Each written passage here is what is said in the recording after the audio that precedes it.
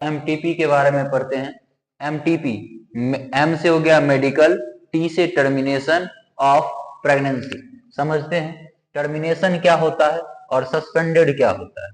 यदि कोई व्यक्ति, मान लीजिए कि आप ही क्लास में और बदमाशी कर रहे हैं और हमको किसी की बदमाशी के कारण आपको क्लास से एक दिन के लिए भगा देते हैं, तो आपको सस्पेंड कर दिए। और यदि सदा के लिए क्लास से निकाल दिए तो आपको टर्मिनेट कर दिए। बताइए, गर्भ में पल रहे बच्चे को यदि हम निकालना चाहते हैं तो वो सस्पेंड होगा कि टर्मिनेट होगा? तो ऑफकोर्स टर्मिनेट होगा, क्योंकि सस्पेंड ऐसा थोड़ी है कि कह देंगे कि जाओ गर्भ अभी 2 महीना तो नहीं रखना चाहते हैं, गर्भ से निकाल देंगे फिर ला लेंगे, ऐसा तो नहीं हो सकता है।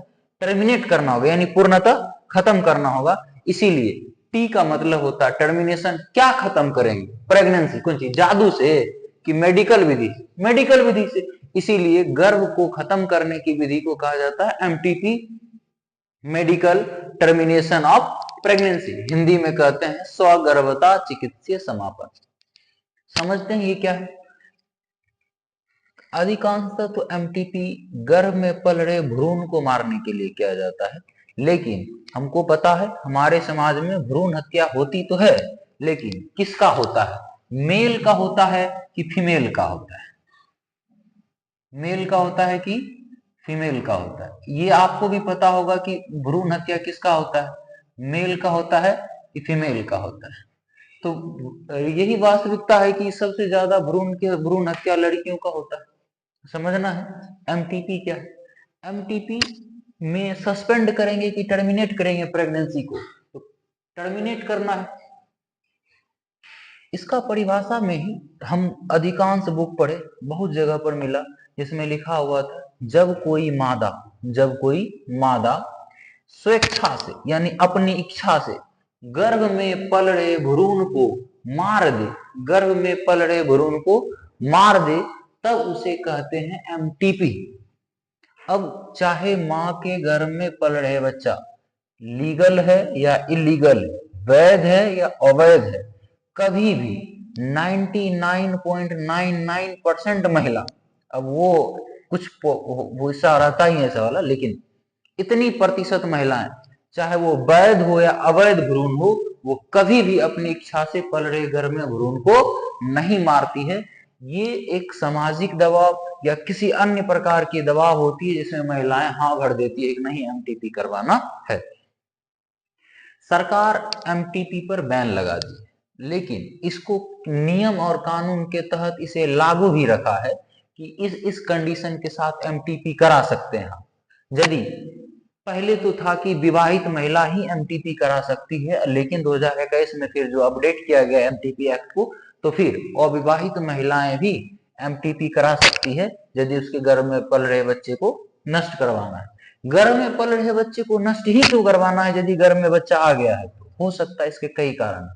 इसका एमटीपी को बनाया इसलिए गया था यदि कोई ऐसा बच्चा गर्भ में पल रहा है जो पूर्णतः विकलांग है, यानी जो जन्म लेने के बाद वो सही से अपने जीवन को नहीं जी पाएगा, उस बच्चे के लिए एमटीपी की व्यवस्था थी।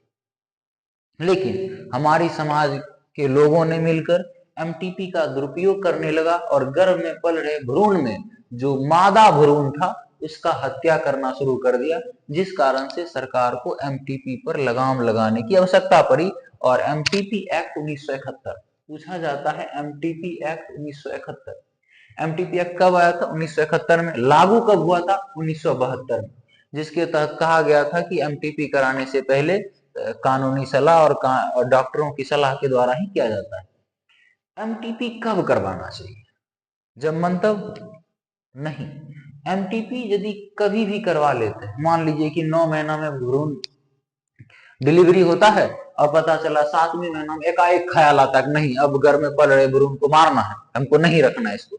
ऐसा नहीं हो सकता है। क्यों? क्योंकि जच्चा और बच्चा इस दोनों को खतरा है एमटीपी। जच्चा किसको कहते हैं? मां को कहा जाता है। ये गांव सब में महिलाएं सब यूज करती है, जो आशा सब होती है वो सब कहती है कि जच्चा और बच्चा दोनों ठीक है। जच्चा मीन्स मां होता है और बच्चा मीन्स वो तो यही है। गर्भ में पल रहे भ्रूण को यदि 3 महीने के अंदर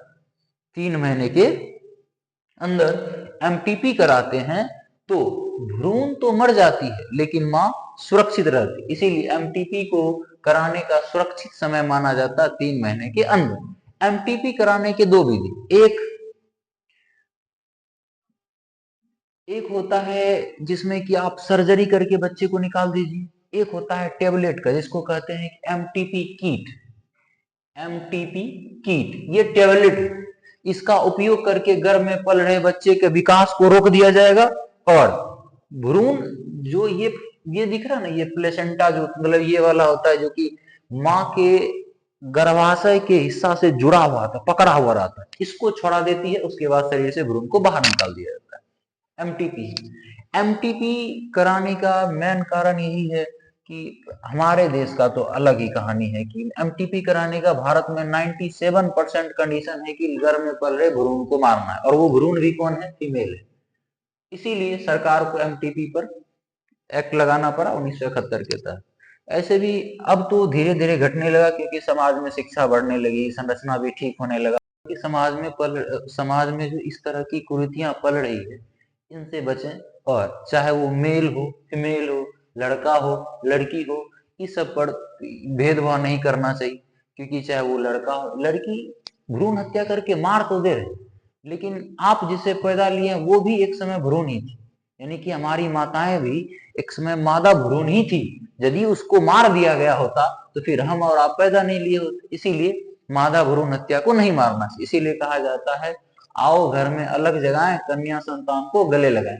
कितनी अच्छी बच्ची है, इसको लड़की बना देते हैं, छुटिया बना देते हैं, मस्त हो जाएगा। कितनी प्यारी बच्ची है, इसको कभी भी इस तरह का चीज तो नहीं ही करना चाहिए। ऐसा तो देखते हैं एमटीपी का परिभाषा क्या है।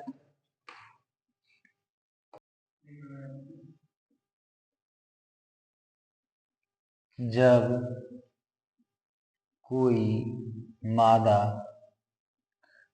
स्वेच्छा से गर्भ में पल रहे भ्रूण को नष्ट कराती है तब गर्भ के समापन की इस विधि को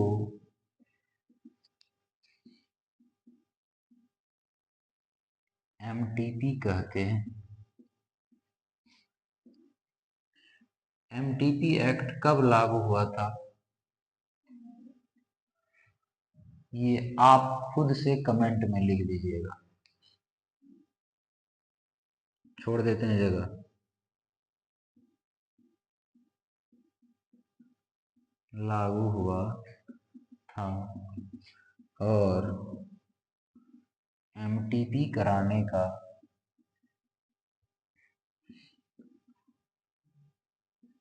सुरक्षित समय